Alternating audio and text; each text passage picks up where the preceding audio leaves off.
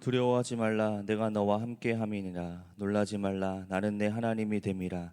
내가 너를 굳세게 하리라. 참으로 너를 도와주리라. 참으로 나의 의로운 오른손으로 너를 붙들리라.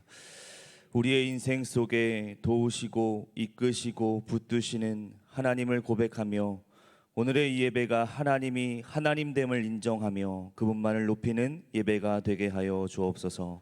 예수님의 이름으로 기원하옵나이다. 아멘.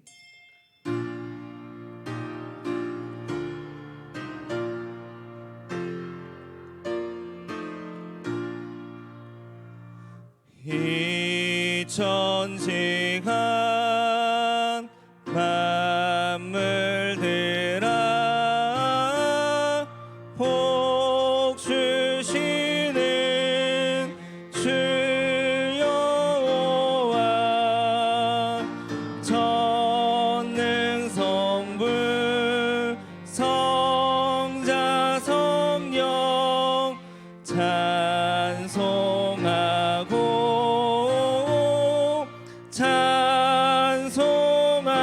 찬송하세.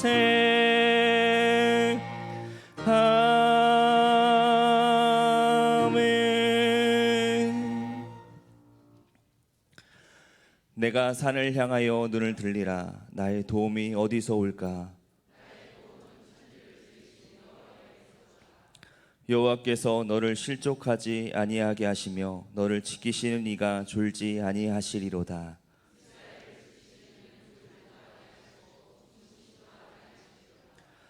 여호와는 너를 지키시는 이시라. 여호와께서 내 오른쪽에서 내 그늘이 되시나니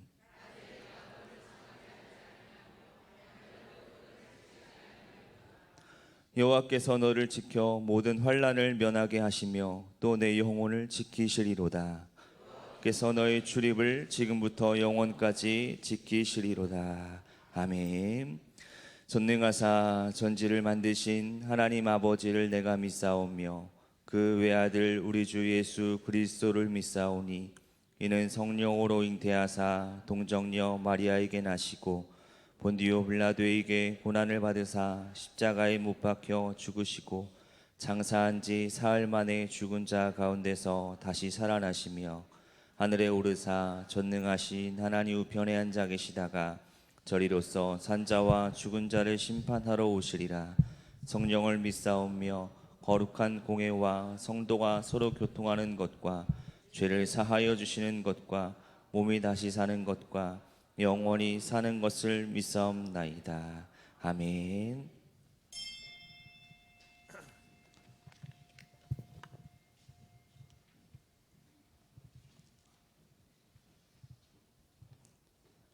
참 좋으신 아버지 하나님, 저희들을 사랑해 주시려고 독생자 아들 예수 그리스도를 이 땅에 보내주신 하나님의 참 사랑을 진심으로 감사를 드립니다. 그 은혜 고맙고 감사하여 오늘 드림의 공동체가 한자리에 모여 하나님 앞에 예배하오니 이곳에 임재해 주셔서 우리 예배를 받으시옵소서.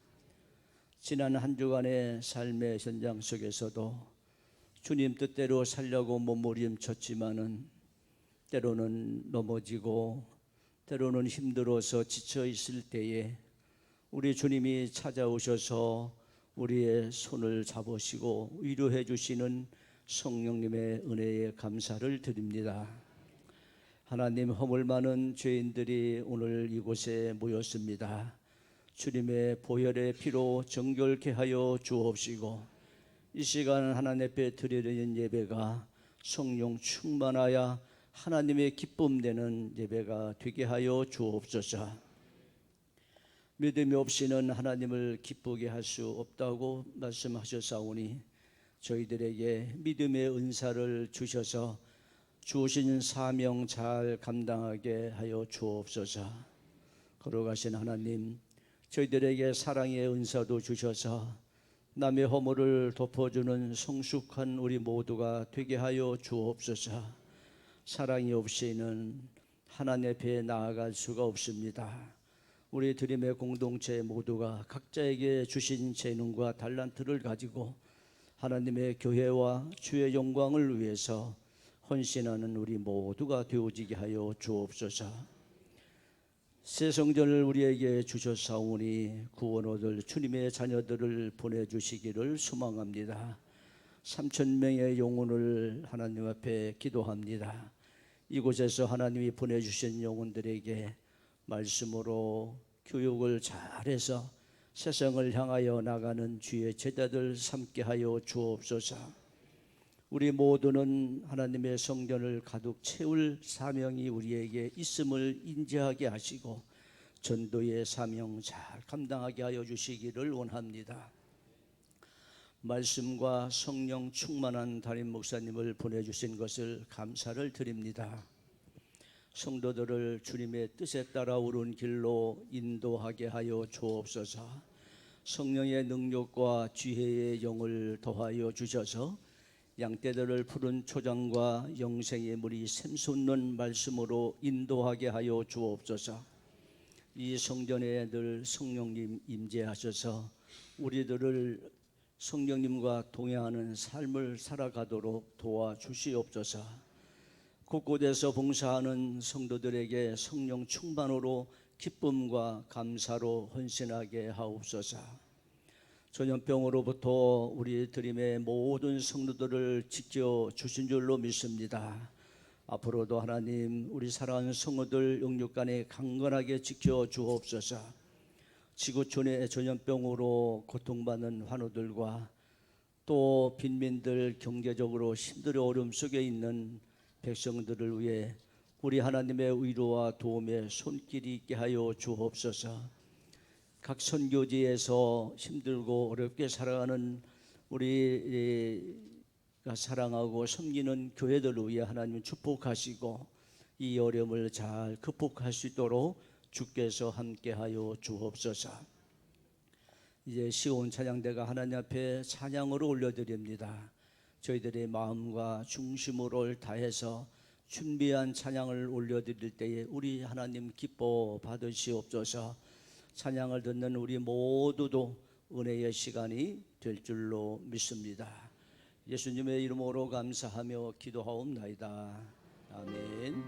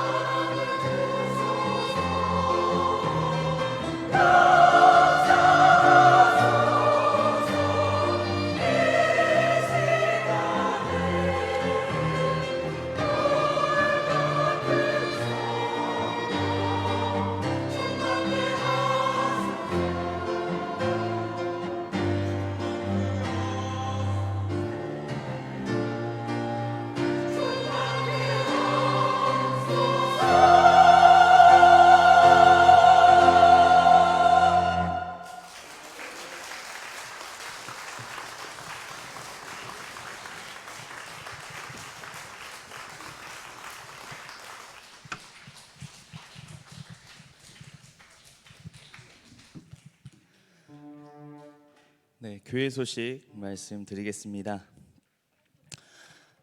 오늘은 이제 감리교도로서 꼭 기억해야 될 날인데요. 혹시 오늘 무슨 날인지 아시나요? 네, 이거 맞추시는 분은 제가 오늘 커피 쏘겠습니다. 네, 282년 전에 요한 웨슬리 회심했던 날이 바로 오늘입니다. 오늘 특별히 또 웨슬리 회심 기념주일로 오늘 지키는 날입니다. 광고사항은 이제 주보를 참조하시면 되겠고요. 이제 중요한 내용들만 좀 말씀을 드리겠습니다. 다음 주 주일 오전 예배 중에 2020년 신천권사 집사님 임명장 수여식을 진행하겠습니다. 사실 연초에 이제 진행을 했어야 하는데 이제 코로나로 인해서 좀 많은 일정들이 좀 연기가 되었습니다. 좀 양해해 주시기를 부탁드리고 주보에 이제 신천권사로 임명되시고 명예권사 또 신천 집사님으로 지금 주보에 이름이 올려져 있습니다. 다음 주에 임명식을 진행할 예정이니 이분들은 꼭 참여해 주시면 감사하겠고요. 다음 주 오후 예배 때에 우리 평택 동지방 웨슬리 회심 기념 부흥성회가 있겠습니다. 평택 동지방 모든 이제 성도님들이 모여서 함께 은혜를 나누는 시간입니다. 우리 드림교회 모든 성도님들도 귀한 은혜의 시간이 되기를 소원합니다. 차량 운행 봉사자를 모집합니다. 이제 안 그래도 저쪽 이제 상가 성전에서 이쪽으로 이동하다 보니까 이제 차량 운행 코스들이 많이 이제 추가가 되고 이제 운행자들도 많이 필요로 하고 있습니다. 그래서 차량 운행 봉사해 주실 분들은 꼭 필요합니다. 그래서 담당하시는 송기현 장로님께 문의하시고 신청해 주시면 감사를 드리겠습니다. 또 주차부에서 안내 말씀을 드리는데요.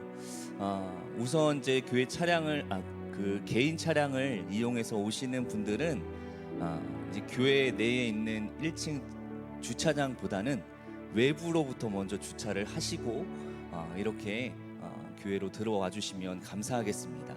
오시면서 다들 이렇게 교회 1층으로 들어오시면 그 주차 공간이 한계가 있기 때문에 또 나가시기도 힘드세요. 이제 자리가 없어서 나가시기도 힘드시니까 좀 일찍 오신 분들은 이제 외부 건너편에 이제 고등학교 부지에 주차할 수 있는 공간이 충분하고요. 이제 주일에는 또 이제 길가에다 대셔도 충분하십니다. 그래서 그렇게 하셔서 좀 교회로 들어오시면 감사하겠습니다. 오늘 식사는 강현수 권사님께서 남편 주도 20기로 섬겨주시고요. 오늘 구여순교에서 식사를 담당해 주시겠습니다. 네, 광고 이상입니다. 주님의 이름으로 예배 나오신 여러분을 사랑하고 축복하고 환영합니다. 우리 함께 서로 인사를 나누면 더 좋으시겠습니다만 뭐 아시는 것처럼 조심스러움이 있기 때문에 스스로에게 한번 이렇게 인사하시죠. 나에게 오늘 좋은 일이 있습니다. 네, 여러분 그런 기대와 또 하나님 앞에 받을 은혜가 주의 종의 입술로 여러분의 심령 속에 가득하시기를 축원합니다.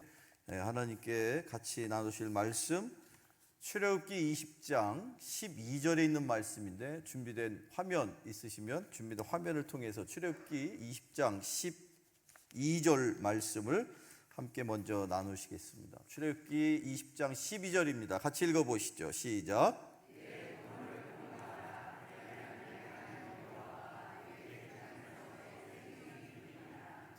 아멘. 오늘 이 말씀을 여러분 하나님께서 여러분에게 주시는 귀한 음성으로 들으실 수 있기를 축원합니다. 앞으로는 이제 여러분 주보에 있는 이 다양한 많은 광고를 다 이 강단에서 말씀드리기가 좀 여러 가지 애로사항이 있을 것 같습니다. 이제 주보도 조금 더 이제 더 많은 내용을 담게 될 텐데 뭐 과거에야 여러분들 앞에서 이렇게 구구절절 다 말씀을 드렸습니다만 이제 앞으로는 중요한 것들만 요약해서 그렇게 전하도록 하고 그 이외의 부분은 여기 이 프린팅 되어 있는 내용을 여러분들 잘 참고하시도록 그렇게 하시면 되겠습니다. 한 가지 제가 조금 전에 말씀을 잘 하셨는데 그 신천 직분자 임명식을 뭐 따로 이렇게 시간을 내어서 그렇게 아마 좀 더 많은 우리 축하객들과 준비된 순서를 통해서 드려야 되겠다라는 생각이 있어 왔는데 아쉽게도 그냥 간소하게 다음 주일 예배 시간 중에 그렇게 임명장을 수여하는 것으로 대신하겠습니다.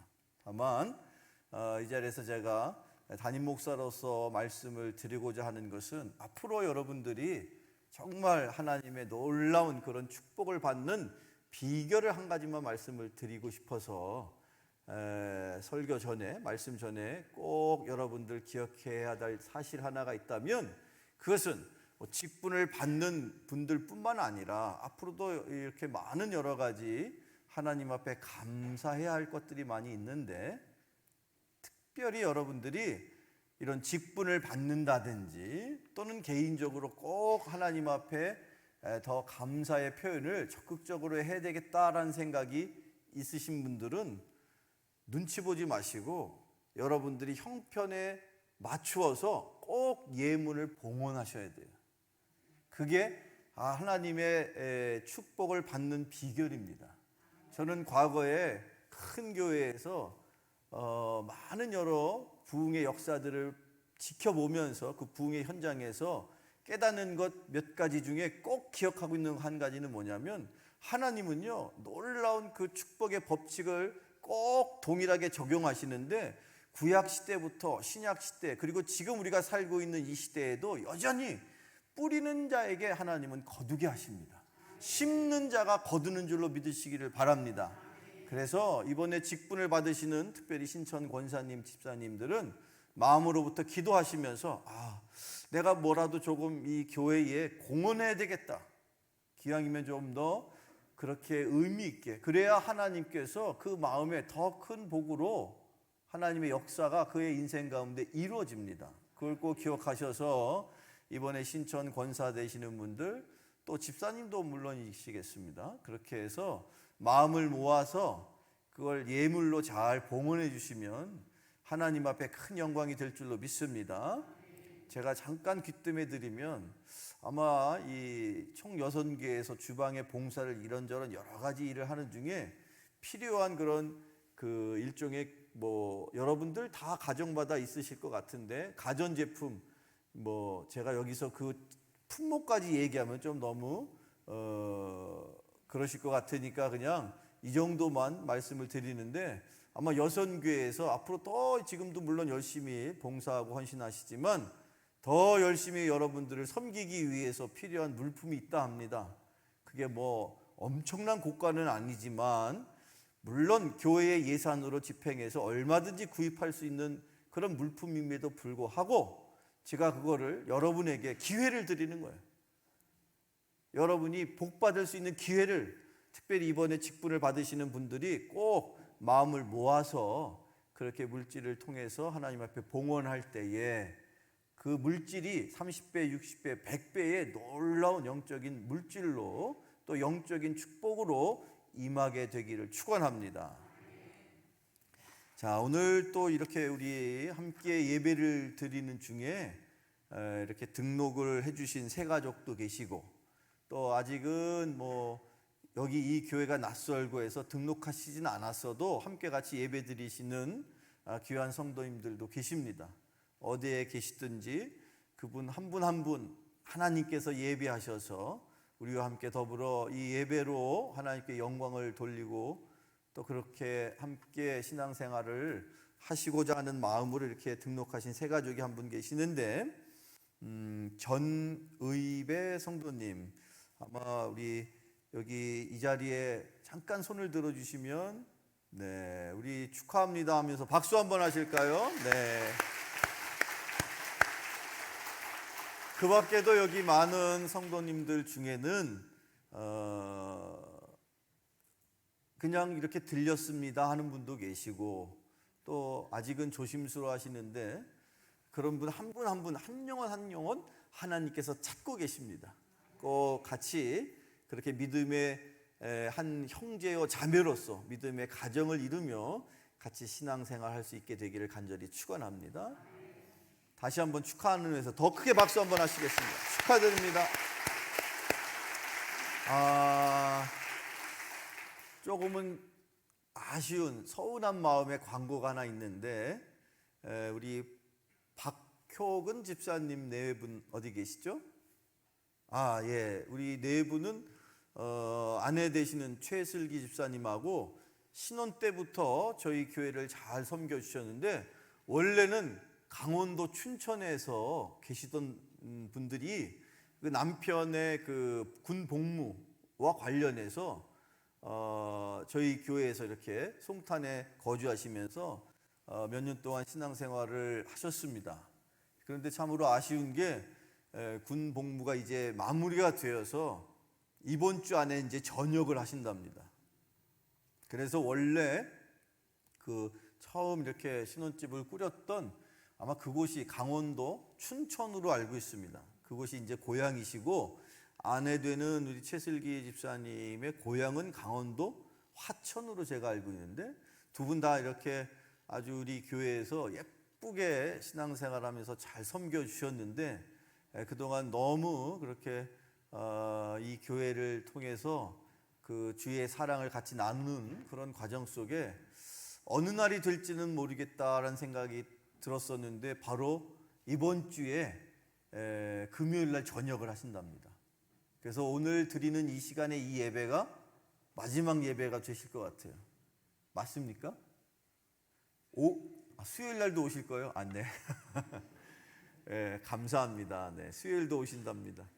그렇긴 해도 함께 같이 여기 많은 우리 성도님들이 예배를 같이 드리는 건 오늘이 마지막일 것 같아요.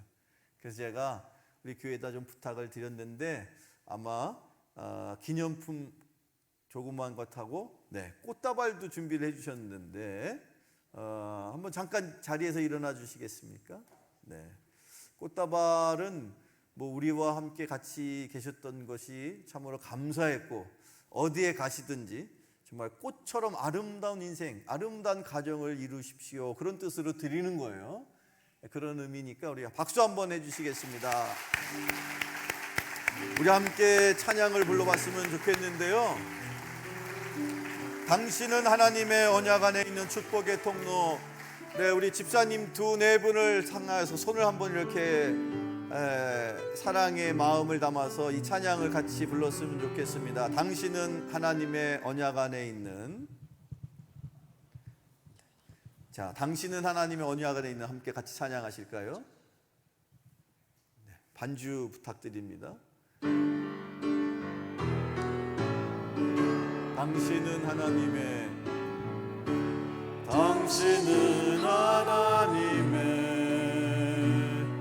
언약 안에 있는 축복의 통로. 당신을 통하여서 열방이 주께 돌아오게 되리.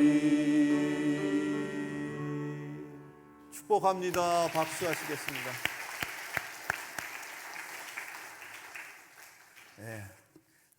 예배 후에 나가시는 길에 서로 같이 이렇게 인사를 나눠주시면 더 귀한 서로의 감사의 표현이 되지 않을까 싶습니다. 여러분, 이제 우리 오늘 주시는 말씀, 오늘 출애굽기 20장 12절, 우리가 잘 아는 말씀입니다.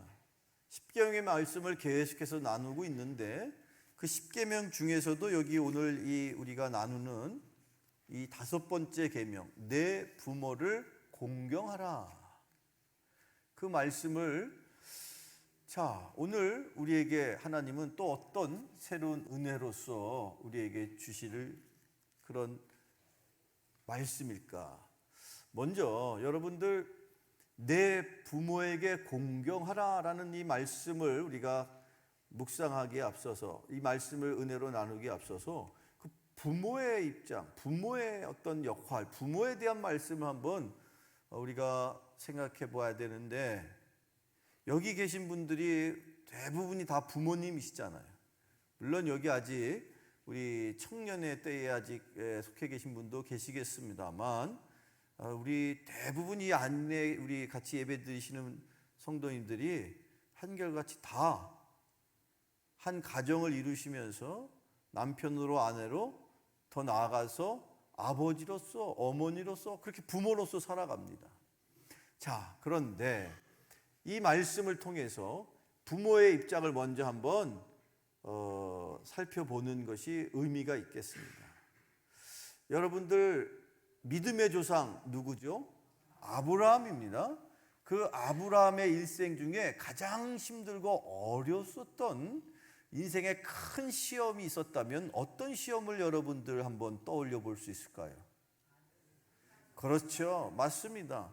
100세 난 아들, 그 아들을 어느 날 하나님께서 번제로 바쳐라 라는 그런 말씀을 주시는데, 그 대목, 그 장면, 아브라함의 이야기를 구구절절 우리가 다 조목조목 알지는 못해도 그 아브라함의 일생 중에 가장 힘들고 어려웠을 그 시험을 떠올린다면 바로 그 대목입니다. 자, 그 말씀이 창세기에 기록되어 있는 말씀인데, 창세기 22장, 자, 준비된 화면을 통해서 함께 나누실 텐데요. 창세기 22장 1절로 3절의 말씀인데 함께 같이 읽어봅니다. 시작. 그 일 후에 하나님이 아브라함을 시험하시려고 그를 부르시되 아브라함아 하시니, 그가 이르되 내가 여기 있나이다. 여호와께서 이르시되 내 아들 내 사랑하는 독자 이삭을 데리고 모리아 땅으로 가서 내가 내게 일러준 한 산 거기서 그를 번제로 드리라. 아브라함이 아침에 일찍이 일어나 나귀의 안장을 지우고 두 종과 그의 아들 이삭을 데리고 번제에 쓸 나무를 쪼개어 가지고 떠나 하나님이 자기에게 일러주신 곳으로 가더니. 아멘. 이 22장에 그야말로 청천벽력 같은 아브라함의 일생에 정말 다시 없을 엄청난 시련이 지금 기록되어 있습니다. 아예 성경은 그 상황을 시험이다 라고 표현하고 있어요. 하나님이 아브라함을 시험하셨다. 근데 그 시험의 내용인 즉슨 아시는 것처럼 아들을 바쳐라 라는 거예요. 자, 그러니 밤새워 아브라함이 마음속으로 어떤 생각을 가졌던지 간에 우선은 아브라함은 그 하나님의 음성을 듣자마자 마음으로 다짐을 하고 그 다음날 아침 일찍 일어나서 두 종을 대동하고 그의 아들 이삭과 함께 더불어 하나님이 가라 한 그 땅, 그 산으로 번제를 드리고자 이른 시간에 아침에 일찍이 나서기를 시작한다. 그리고 나서 쭉 읽게 되면 그 와중에 여러 가지 에피소드들이 있죠. 그 아들 이삭을 이제 번제로 드리려고 칼을 들었을 때 하나님이 됐다 하시면서 말리시고 대신해서 그렇게 해서 결국 그 아들을 통해서 아브라함에게 하나님이 깨닫게 되기를 원하였던 그 시험을 통해서 하나님은 아브라함의 마음속에 무엇을 심어주길 원하셔서 그런 어려움을 겪게 하셨을까? 그 이후에 다양한 여러 일들이 기록되어 있습니다만 지금 오늘 이 시간에는 우리의 그 10계명의 5번째 계명인 내 부모를 공경하라라는 이 말씀과 연결을 시켰을 때 아브라함의 이야기가 어떤 의미로 하나님은 아브라함에게 그 시험을 치르게 하셨을까라는 생각을 해볼 필요가 있다는 겁니다. 아브라함은 그 시험을 통해서 비로소 마음속 깊이, 아니 평생토록 단 한순간도 잊지 않고 그가 자기의 생명보다 귀하다고 생각하고 있었던 그 아들의 생명, 그 아들 존재 그 자체가, 그 아들의 삶이 결국 누구 손에 달려있다? 하나님 손에 달려있다. 하나님이 비록 아브라함을 축복하시고자 그 아브라함에게 그 인생의 가장 큰 소원 하나를 들어주셨죠. 그럼에도 불구하고 아브라함이 여전히 기억해야 될 놀라운 사실은, 하나님이 나에게 주신 축복이니까 이것은 나의 것이다, 내가 낳은 자식이니까 나에게 속한 것이다 라고 생각하며 살아가는 인생이 아니라, 그가 비록 100세에 낳은 아들이어도 하나님이 주셨기에 그의 인생이, 즉 아브라함의 아들 인생 누굽니까? 이삭의 인생이 결국 누구 손에 달려있다? 하나님의 손에 달려있다. 결국 이삭의 인생은 누구에게 속한 인생이다? 하나님께 속한 인생이다. 내가 낳은 자식이어도 나의 것이 아니라, 심지어 내가 100살에 애지중지하면서 낳은 자식일지라도 털끝 하나라도 그 자식은 온전히 하나님께 속한 것이구나를 아브라함에게 깨우치기 위해서 하나님은 그런 시련을 주신 것을 꼭 기억하시기를 축원합니다. 여러분 명심하십시오. 여러분이 여러분의 가정을 이루면서 낳고 기르면서 지금도 여전히 함께 생활하고 있는 여러분의 자녀, 여러분의 아들 혹은 딸, 그 자녀의 인생은 누구에 속해 있습니까? 하나님께 속해 있습니까? 누구의 자녀입니까? 하나님의 자녀인 것이죠. 여러분이 낳으셨어도 여러분의 것이 아닙니다. 여러분의 생각과 여러분의 가치관과 여러분의 계획으로 그 자녀를 길어서는 안 되는 이유가 바로 거기서부터 비롯되는 것이에요. 사랑하는 우리 드림 가족 여러분, 명심하십시오. 여러분의 자녀는 하나님의 것입니다. 따라서 여러분의 자녀를 누구의 뜻대로 길러서 누구의 뜻대로 그 자녀를 세상 가운데 양육해야 할까? 너무도 자명한 사실 아닙니까?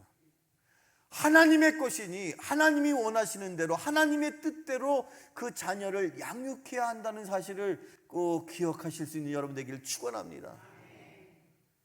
성경 말씀에 하나님의 자녀를 어떻게 양육해야 되는지를 성경은 구약 또는 신약 어디든지 우리가 살펴보면 발견되는 말씀이에요. 자, 자녀 양육에 관련된 말씀을 먼저 구약에서부터 살펴보면 신명기 6장 4절로 7절 말씀입니다. 자, 화면을 통해서 함께 같이 읽어보죠. 시작. 이스라엘아 들으라. 우리 하나님 여호와는 오직 유일한 여호와시니 너는 마음을 다하고 뜻을 다하고 힘을 다하여 내 하나님 여호와를 사랑하라. 오늘 내가 내게 명하는 이 말씀을 너는 마음에 새기고 내 자녀에게 부지런히 가르치며 집에 앉아있을 때에든지 길을 갈 때에든지 누워있을 때에든지 일어날 때에든지 이 말씀을 강론할 것이며. 사랑하는 성도 여러분, 여러분의 자녀를 하나님은 무엇으로 가르치라고 성경이 기록하고 있습니까? 말씀으로 가르치라고. 이 말씀으로 강론할 것이라고. 이 말씀으로 가르쳐야 한다고. 이 말씀을 부모가 먼저 하나님이 주시는 말씀을 마음에 깊이 새기고 이 말씀대로 자녀를 양육해야 한다고 하나님이 그렇게 말씀하십니다. 그냥 힘들고 어렵다 보니까 생활이 형편이 그냥 하루하루 어떻게 먹고 살지 전전긍긍하다 보니까 그냥 아버지로서 어머니로서의 도리는 그냥 애들 배 굶지 말고 따뜻하게 옷 입혀서 학교 보내면 알아서 잘 크겠지 라는 게 보통 일반적인 평범한 부모님들의 입장일 수 있습니다. 그러나 성경은, 그러나 아시는 것처럼 하나님께서는 믿는 자녀를 그렇게 기를 말라고.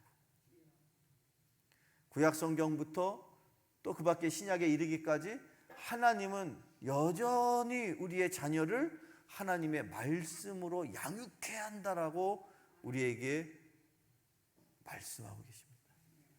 신약 성경 말씀에도 동일한 말씀들이 여기저기 많이 있는데, 자, 신약의 말씀 한 구절만 더 살펴봅시다. 신약의 말씀 에베소서 6장 1절로 4절에 있는 말씀입니다. 함께 같이 읽어보죠. 시작. 자녀들아 주 안에서 너희 부모에게 순종하라. 이것이 옳으니라. 내 아버지와 어머니를 공경하라. 이것은 약속이 있는 첫 계명이니 이로써 내가 잘되고 땅에서 장수하리라. 또 아비들과 너희 자녀를 노엽게 하지 말고 교훈과 훈계로 양육하라. 아멘. 여기 지금 에베소 6장 1절로 4절 말씀 중에서 특별히 4절에 보니까 그 자녀를 양육할 때에 구체적으로 자녀를 주의 교훈과 훈계로 양육하라. 주의 교훈과 훈계, 굳이 말하면 무슨 말씀인 것이죠? 하나님의 말씀으로 가르쳐라. 하나님의 말씀으로 양육해라라는 말씀이에요. 사랑하는 우리 드림교회 여러분, 우리 교회가 비전으로 생각하는, 그래서 제가 작년에 담임 목사로 취임해서 기도하는 중에 하나님, 저희 교회는 앞으로 어떤 교회가 되어야 할까요? 드림교회는 예배와 교육을 기초로 선교를 지향하는 교회가 되어야 된다.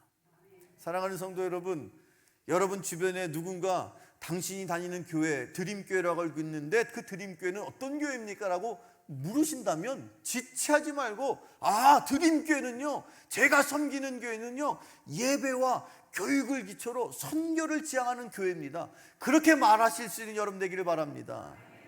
거기서 말하는 그 교육이라는 게 과연 무엇을 말합니까? 그게 바로 말씀 교육인 것이죠. 말씀으로 양육하는 것. 우리의 세대와 그리고 다음 세대가 늘 항상 하나님의 말씀으로 구약시대 이래 하나님께서 여전히 하나님의 자녀를 말씀으로 양육하라고 우리에게 명하십니다. 부모로서 꼭 다짐해야 될 사실이죠. 내가 낳은 자식이어도 그 자녀는 하나님의 것인지라, 그것을 내가 고백하는 사람이라면, 내 자녀를 하나님의 뜻대로, 하나님이 원하시는 대로 자녀를 양육해야 한다면 그 자녀 양육의 기준과 표준과 그 자녀 양육의 방법이 다 어디에 있습니까? 말씀에 있다는 거예요. 말씀에. 이 말씀을 벗어나서는 절대로 하나님께서 원하시는 자녀 양육이 될 수가 없습니다. 그러다 보니까 신약 성경에는요, 조금 전에 읽은 말씀 중에 독특한 표현이 나와요. 에베소 6장 1절에서 4절 중에 이런 표현이 나오는데, 다시 한번 에베소 6장 1절로 4절 한번 보세요. 3절 4절만 보겠습니다. 3절 4절 같이 읽어볼까요? 시작. 이로써 내가 잘되고 땅에서 장수하리라. 또 아비들과 너희 자녀를,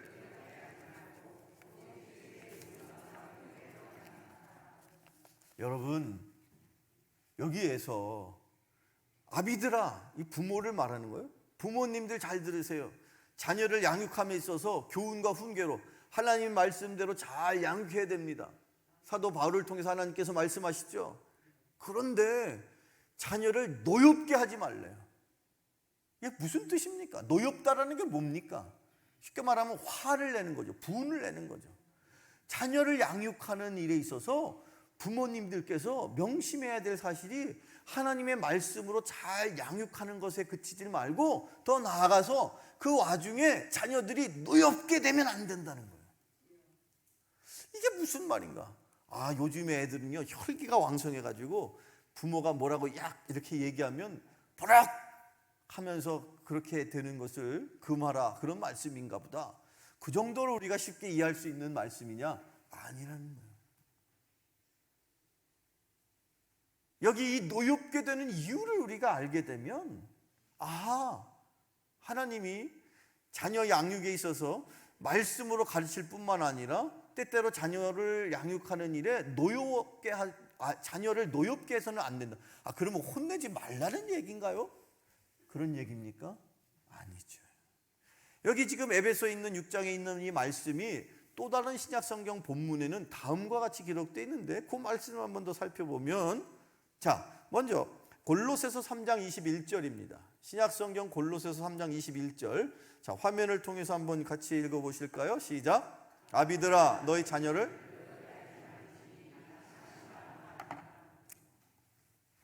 노엽게 하지 말아라 라는 말씀을 알겠어요.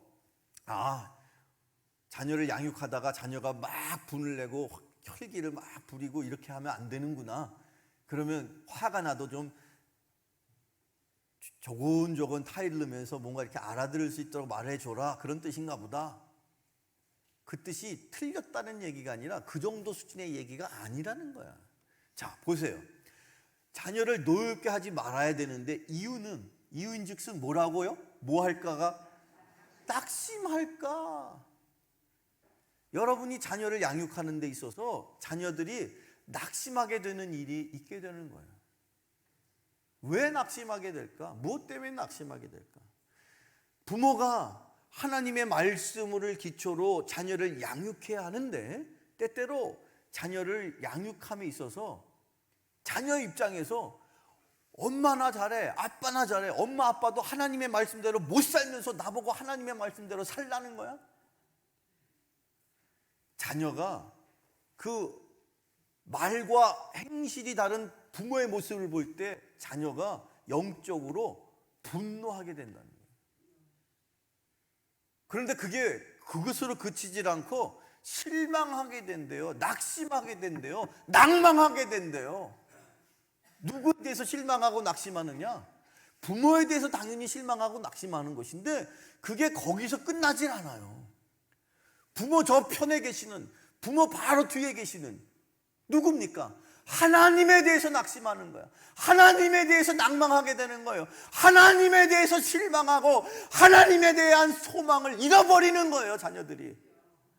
부모가 하나님의 말씀대로 자녀를 양육해야 하는데 그러려면 자기가 먼저 하나님의 말씀을 마음에 간직하며 하나님의 말씀대로 살았을 때야 비로소 자녀에게 너 또한 하나님의 말씀대로 살아야 된다라고 말할 수 있는 것인데 그러지 못하니까, 부모가 하나님의 말씀대로 살지를 못하니까 그런 중에도 자녀는 어쨌든 훈계해야 되겠고 어쨌든 가르쳐야 되겠으니까 그러다 보면 자녀가 속으로 영적으로 분노라는 거예요.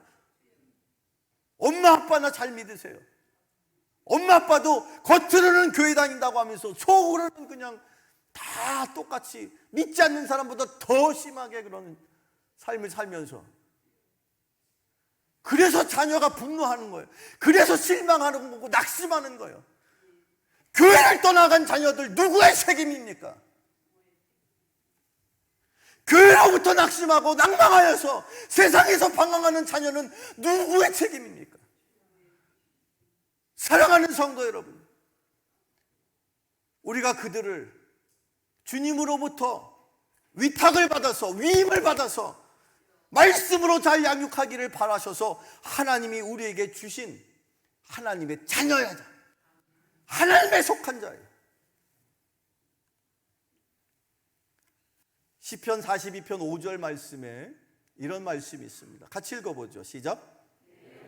내가 어찌하여 낙심하며 어찌하여 내 속에서 불안해하는가? 너는 하나님께 소망을 두라. 그가 나타나 도우심으로 말미암아 내가 여전히 찬송하리로다. 교회로부터 떠나간 많은 젊은이들, 많은 자녀들, 그 마음속에 실망이 있어요. 낙심이 있어요. 하나님에 대한 소망을 잃어버렸어요. 그들 마음속에 하나님을 향한 소망, 하나님을 바라볼 수 있는 그 마음, 바라기는 저와 여러분, 우리 부모의 사명이 그들 마음속에 하나님을 향한 소망을 심어줘야 할 줄로 믿습니다. 그러기 위해서 우리가 어떻게 해야 됩니까? 우리가 먼저 하나님 앞에 하나님의 말씀을 붙들고 하나님의 말씀대로 살아가려고 하는 그런 마음의 다짐과 결단과 그런 삶의 모습이 있어야 할 줄로 믿습니다. 창세기 27장, 참 독특한 장면을 우리가 성경을 통해서 우리가 접하게 될 텐데, 창세기 27장 11절 13절 한번 같이 나눠보실까요? 창세기 27장 11절로 13절입니다. 같이 읽어보아요. 시작. 그의 어머니 리브가에게 이르되 내 형 에서는 털이 많은 사람이요 나는 매끈매끈한 사람인즉 아버지께서 나를 만지실 텐데 내가 아버지의 눈에 속이는 자로 보일지라 복은 고사하고 저주를 받을까 하나이다. 어머니가 그에게 이르되 내 아들아 너의 저주는 내게로 돌리리니 내 말만 따르고 가서 가져오라. 여기 23절에 어머니 리브가를 말해요. 그 이삭이 쌍둥이 자녀를 얻었는데 야곱과 에서예요. 형은 에서, 활달하고 사냥을 잘하고, 그런데 비해서 그 동생 누굽니까? 야곱은요 유약하고 그냥 어머니 치맛자락을 붙들고 살았던 그런, 그렇죠, 마마보이 같은 그런 스타일이었나 봅니다. 어느 날 그 어머니 리브가가 이제 남편 이삭의 삶이 얼마 오래지 않을 것 같은 생각을 갖게 됐죠. 그래서 그 둘째 아들을 불러서 아버지가 이제 시름시름거리고 있으니 돌아가시기 전에 의식이라도 있을 때 가서 아버지에게 기도를 받아야 되겠다. 그러니까 아버지가 좋아하는 뭔가를 잘 준비해서, 아버지가 아직 이게 잘 눈도 잘 안 보이시고 귀도 잘 안 들리시고 상태가 별로 좋지를 않으시니까 그때 가서 네가 아들, 큰 아들인 것처럼 행세를 하면서 그렇게 축복 기도를 받고 와 라고 얘기를 해줬어요. 다 좋은데 그 아들 야곱이 생각할 때, 형하고 나하고 뭐 이런저런 서로 이 외형적인 차이도 있고 한데, 물론 아버지가 눈이 잘 안 보이시기나 한다 해도 내가 과연 정말 형 행세를 하면서 그렇게 가서 기도 받을 수 있을까? 그런 생각을 했다는 거죠. 그랬더니 그 둘째 아들을 바라보는 엄마가 놀라운 고백을 해요. 뭐라고 고백했어요? 이 본문은요, 여러분들, 이런 본문은요 꼭 기록해 놓고 이걸 볼 때마다 저 스스로도 하나님 앞에, 부모는 이런 것이구나. 그 엄마 리브가가 그래요. 아들아, 걱정 마. 설령 잘못돼서 저주가 임할지라도 그 저주는 내가 다 받을 거고 너는 복 받기만 하면 돼. 내가 시키는 대로 해. 나중에 큰일이 벌어지거든 책임은 내가 질 테니까 너는 걱정하지 말고 엄마가 시키는 대로. 이게 부모입니다. 이게 엄마의 심정인 거예요. 내가 설령 내 인생에서 내가 설령 저주를 받고 내가 설령 질책을 받을지라도 나는 괜찮아. 네가 복 받을 수 있다면. 세상에 그런 어머니가 어디 있습니까? 우리 성경에서 우리에게 전해주는 어머니들은 수준이 그 정도예요. 뭐 여러분 애들 수험생이니까 올해는 내가 새벽기도 나와야지. 그래도 안 나오는 사람 많아. 그것도 이제 시험 끝나고 나면 아주 그냥 물 빠져나가듯이 쫙 빠져나갈 거예요. 그런 엄마랑 이 리브가를 비교해 보면요, 참 답이 안 나와요. 내가 설령 하나님 앞에 저주를 받는 한이 있더라도 내 자식은, 내 자녀는 복을 받게 해주겠다. 그런 심정을 갖고 있는 게 부모인 것입니다. 그런 부모를 바라보는 자녀가 존경하고 공경하고 그 부모의 말에 순종하지 않을까요? 여러분의 자녀 왜 여러분의 말을 안 들을까요?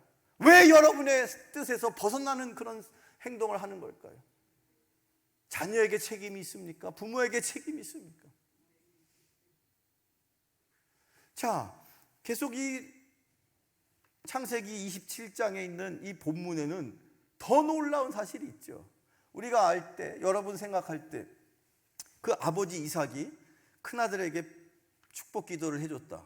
근데 이 당시랑 지금이랑 어떤 의미의 차이가 있느냐면, 생각해 봅시다. 여러분, 그냥 아버지가 무슨 아들에게 땅 문서라도 유산이라도 뭐 이렇게 어떤 근거에 의해서 이렇게 물려주고 그런 게 아니에요. 쭉 아무리 읽어봐도 그냥 단순하게 자식을 앞에다 놓고 기도해 주는 거 아니야. 하나님 복 주세요. 그 기도의 내용도 뭐 이렇게 구구절절 없어요. 아니 그런데 어떻게 된 영문이 이거에 목을 매느냔 말이에요. 큰아들도 그렇고 작은아들도 그렇고 심지어 그 아내 리브가는 그 남편이 기도해 주는 거에 목을 매고, 이게 도대체 무슨 영문이냔 말이에요. 그 시대에는 그랬다고요? 맞습니다.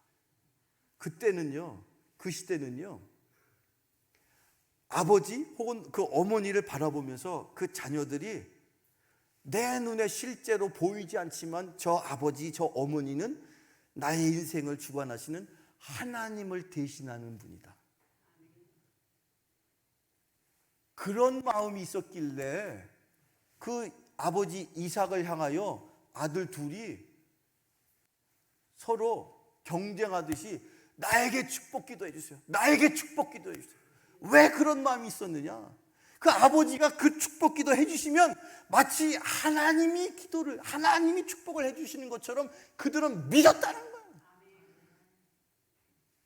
구약 성경은 그 부모의 모습을 통해서 하나님을 볼 수 있도록 했다는 거예요.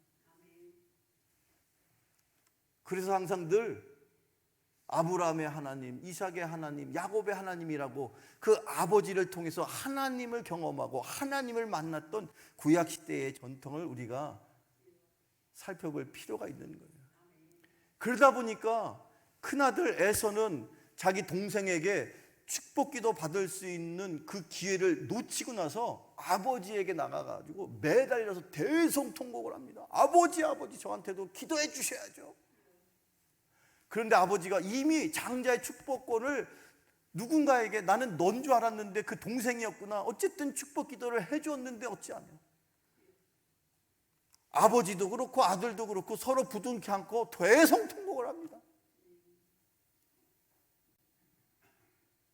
그만큼 이 구약 전통 속에 부모의 모습이 하나님 다음이었다는 거예요. 하나님을 대신하고 있었다는 거예요.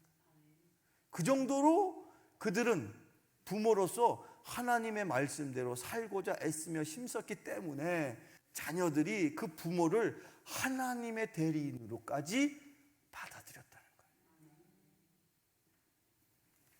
성경 말씀 여러분 출애굽기 20장 12절과 먼저 20장 12절 한번 보시죠. 출애굽기 20장 12절 오늘의 본문인데 한번 더 읽어봅니다. 시작.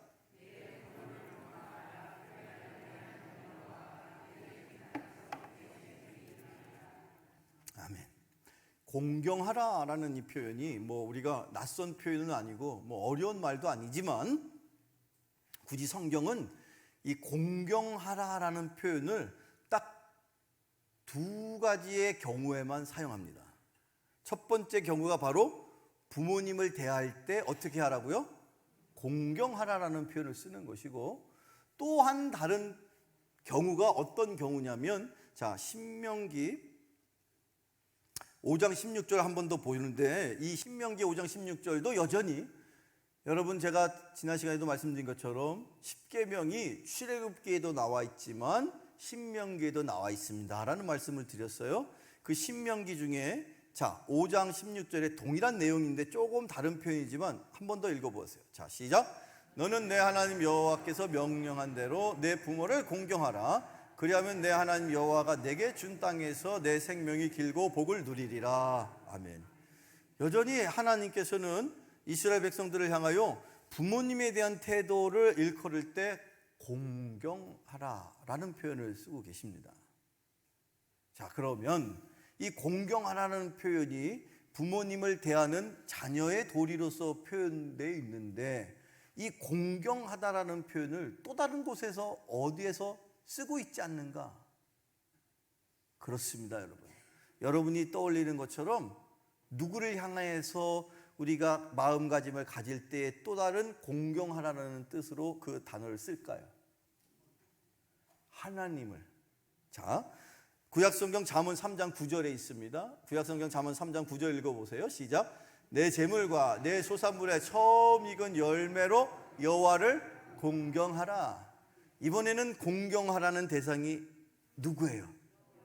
여호와, 즉 하나님이죠. 따라서 여기 공경하라라는 이 단어를 성경은 딱 두 가지 경우에만 쓰는 거예요. 한 번은 지금 잠언에서 읽은 것처럼 누구를 향하여서? 하나님을 향하여 공경하라. 또 다른 공경하라를 누구를 향할 때? 그렇습니다. 이 공경하라는 뜻의 단어는 항시 딱 두 경우, 즉 하나님 앞에 공경하라, 또 부모님을 공경하라. 이 두 경우에만 쓰는 독특한 단어 표현이에요. 이건 무엇을 의미하는 것입니까? 이건 성경이 우리에게 하나님과 부모님을 똑같은 마음가짐으로 섬겨야 된다는 것을 우리에게 가르치는 거예요. 더 쉽게 말하자면 하나님과 부모님은 동격이라는 거예요. 갑자기 어깨에 힘이 딱 들어가면서 여러분, 내가 자녀의 입장에서는 하나님과 같은 존재다? 맞단 말이에요. 그러니까 우리가 자녀 앞에서 말과 행동이 쉬운 게 아니에요. 성경은 공경하라는 대상 딱 두 마디, 하나님을 향하여 공경하라, 부모를 향하여 공경하라. 그럼 하나님과 부모님은 똑같은 마음가짐과 자세로 대해야 된다, 그런 뜻이거든요. 그렇게 섬겨야 된다는 거거든요. 그러려면 그런 대접을 받을 수 있는 부모가 되어야 한다는 거야. 그러니 이 십계명의 5번째, 내 부모를 공경하라 했을 때 이 부모는요, 보통 부모가 아닌 거예요. 자식이 잘 되기를 바라서 내가 심지어 저주를 받을지라도 자식이 복을 받아야 되겠다, 그런 각오를 갖고 있는 사람이 부모인 거예요. 여러분, 레위기 19장 3절에 부모님을 공경하라는 말씀의 또 다른 표현이 이렇게 나와요. 레위기 19장 3절 읽어보세요. 시작. 너희 각 사람은 부모를 경외하고 나의 안식일을 지키라. 나는 여호와이니라. 여기 지금 본문에는 우리가 지금 계속해서 제가 표현하고 있는 공경하라라는 단어로 표현되어 있지 않고 어떻게 표현되어 있어요? 경외하고. 그렇습니다. 공경하다는 말과 경외하다는 말은 똑같은 말이에요. 똑같은 단어를 한글로 번역하면서 어떤 때는 공경하다, 어떤 때는 경외한다, 이렇게 단어를 서로 다르게 표현했지만 실제로 그 원래의 원어는 동일하단 말이에요. 그렇다면 여호와를 경외한다, 여호와를 공경한다 할 때 쓰는 이 경외한다라는 말과 공경이라는 말이 같은 뜻이다, 같은 말이다라는 것을 우리가 알 때에 이제부터 부모님을 공경한다는 것이 무엇이 가장 중요한 것인지를 우리가 알아야 돼요. 어떻게 하는 게 부모님을 공경하는 걸까요? 부모님을 어떻게 하면 공경하는 것이 됩니까? 이 질문에 제가 여러분이 어떻게 하시는 것이 부모님에게 공경해 드리는 겁니까? 라고 했을 때 이 질문에 제가 이제 하나하나 말씀을 통해서 그 방법을 가르쳐 드릴 거예요. 자, 먼저 보세요. 자, 잠언 우리 9장 10절에는 여호와를 경외하는 것이 뭐라고 그랬어요? 지혜의 근본이요. 우리가 잘 아는 말씀이에요. 이 지금 경외하는 이라는 단어가 어떤 표현으로 바꿀 수 있다고 그랬어요? 공경하는. 여호와를 경외하는 것과 공경하는 것이 동일한 거예요. 여호와를 경외하는 것, 부모님을 경외하는 것, 그것이 부모님을 공경하는 것인데, 부모님을 공경하는 자는, 부모님을 공경하는 자에게 하나님이 주신 축복은 뭡니까? 삶의 지혜를 주시는 거예요. 돈이 많은 사람이 행복한 사람이 아니에요. 돈은 적어도 그것을 지혜롭게 잘 알뜰살뜰 그 하나님이 주어주시는 그 축복의 양만큼 그것으로 가정을 잘 꾸려 나가는 사람이 행복한 삶이 되는 것이죠. 돈은 어마어마하게 억수로 많아요. 벼락부자가 됐어요. 그런데 지혜가 없는 사람은요, 그 돈을 가지고 이런데 저런데 해프고 이렇게 저렇게 쓰다 보니까, 죄송한 표현이지만 남편도 또 아내도 결국 돈 때문에 같이 붙여 사는 거지, 이미 헤어졌어도 벌써 헤어졌을 거예요.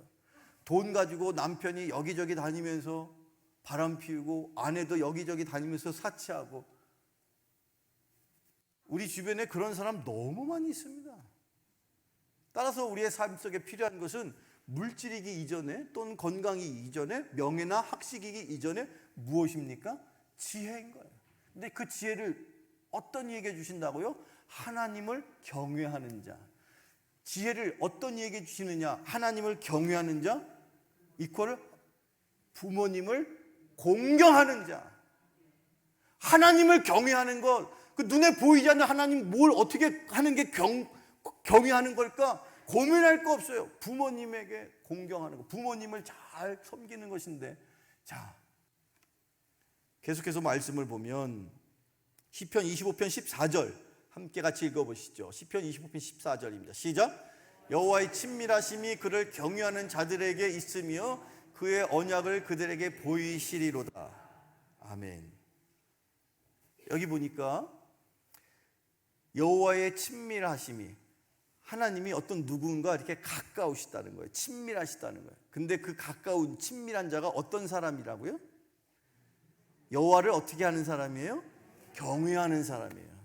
여호와를 경외하는 사람, 여호와를 공경하는 사람이 하나님과 친한 사람이라는 거예요.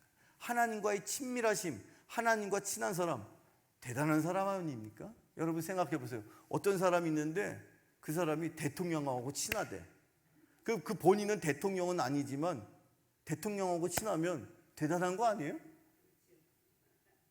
여러분 속으로 대통령하고 친한 게 뭐가 대단해? 대통령이 대단하지 라고 생각하실 수 있는데 그것도 그렇죠. 근데 아무나 대통령 됩니까? 대통령하고 친한 것도 대단한 것입니다.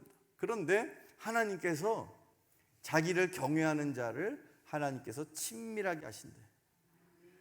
하나님께서 자기를 공경하는 자를 친밀하게 하신대. 부모님을 공경하는 것, 부모님을 경외하는 자를 하나님이 어떻게 하실까요? 친밀하게. 하나님과 친해지면요, 여러분은요 걱정 없는 인생 삽니다. 하나님과 친해 보세요. 하나님과 친한 사람 어떻게 사는지 여러분 주변에도 많이 있을 거예요. 때마다 시마다 하나님께서 알아서 그 인생을 축복해 주시던, 그런 인생을 살려면 어떻게 해야 되느냐? 하나님을 경외하는 거예요. 부모님을 공경하는 것이 하나님을 경외하는 거예요. 이게 도대체 그러니까 부모님은 내 눈에 보이지 않는 하나님을 대신하는 분이 맞는 거예요. 오늘의 마지막 말씀입니다. 신명기 4장 7절을 같이 읽어보실까요? 시작.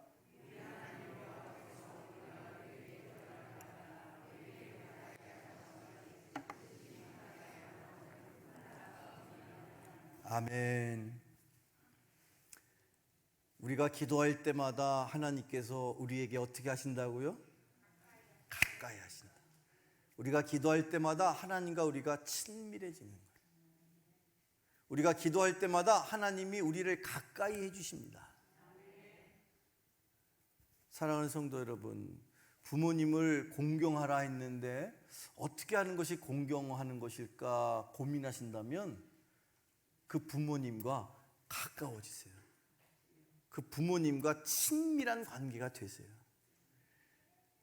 매일같이 어떻게 할까 고민하지 마시고 하루에 제발 한 번씩이라도 부모님에게 안부 전화라도 걸으세요.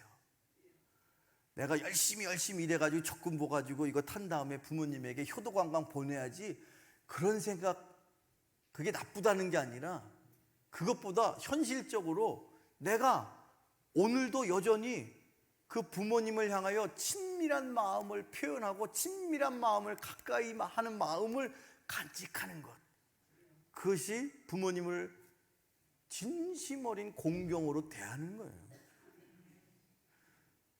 그냥 1년에 한두 번 어버이날 또는 생일날 찾아가지고 뭐 수백만 원짜리 선물 또는 뭐 수십만 원짜리 상품권 그거 지어드리고 왔으니까 다 했다, 그렇지 않다는 거예요. 내가 바쁜 중에도 매일같이 부모님에게 안부 전화하고 어떻게 지내셨어요? 오늘도 건강하셨죠? 어머니 아버지 사랑해요. 이 짧은 한마디를 늘 할 수 있다면, 늘 그 고백을 통해서 우리 부모님은 존경받고 공경받고 나와 부모가 친밀한 관계가 되는 것이, 그런 삶을 하나님께서 축복해 주실 것을 믿습니다. 이번 한 주간, 아니 앞으로 영원토록 그 부모님과 친밀한 관계를 통해서 하나님의 축복이 여러분의 삶 속에 가득하게 되시기를 간절히 축원합니다. 기도하시겠습니다. 사랑의 아버지 하나님, 감사합니다. 주여, 너의 부모를 공경하라 하신 그 말씀을 기억합니다.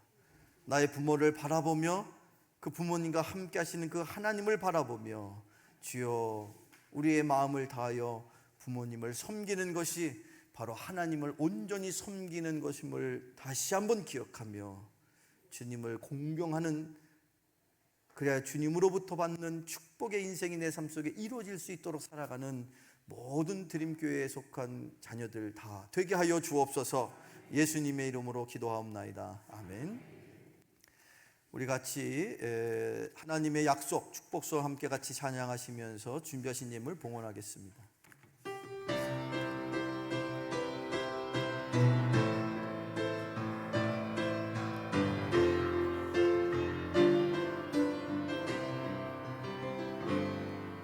여호와는 너에게 복을 주시기를 원하며 너를 지키시기를 원하시며, 여호와는 그 얼굴을 너를 향하여 드사 은혜와 평강 주시기 원하노라. 다시 한번, 여호와는 복을 주시기를 원하시며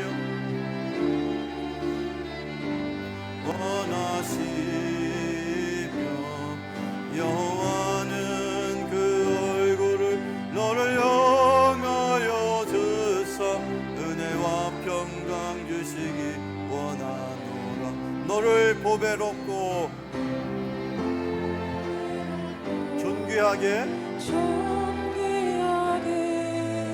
여기시는 하나님이 내 삶 속에서 이 약속을 신실하게 이루시니 땅에 기름진 것으로 하늘에 신령한 것으로 너를 복주시고 지키실 하나님이 너의 영혼 잘 되도록 은혜 베푸시며 평강으로 인도하신 땅에 기름진 것으로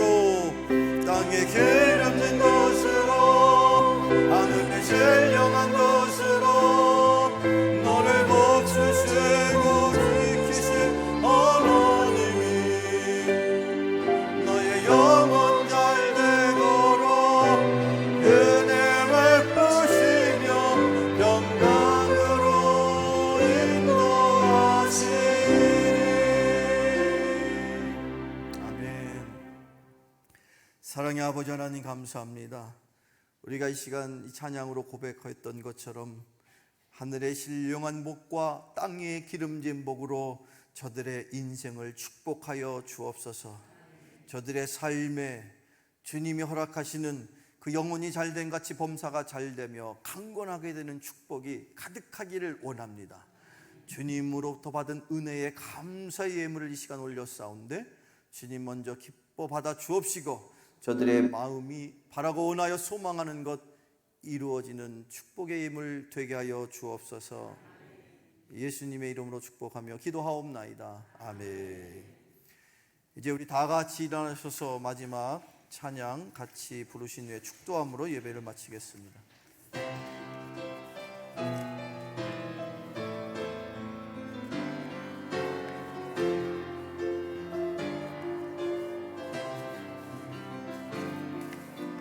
주님 다시 오실 때까지 나는 얘기를 하리라.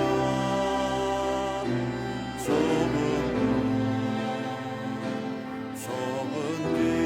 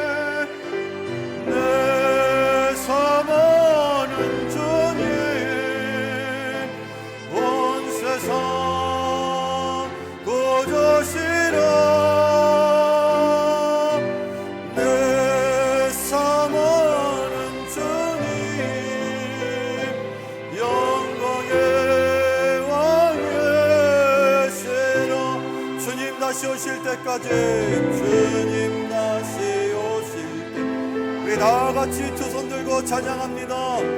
나는 일어나 달려가리라. 주의 영광 온 땅 덮을 때 나는 일어나 노래하리. 나는 일어나 노래하리. 아멘. 내 사모하는 주님 온 세상 보조시라. 내 사모하는 주님 영광의 왕이시라. 아멘. 할렐루야. 박수로 하나님께 영광 올립니다.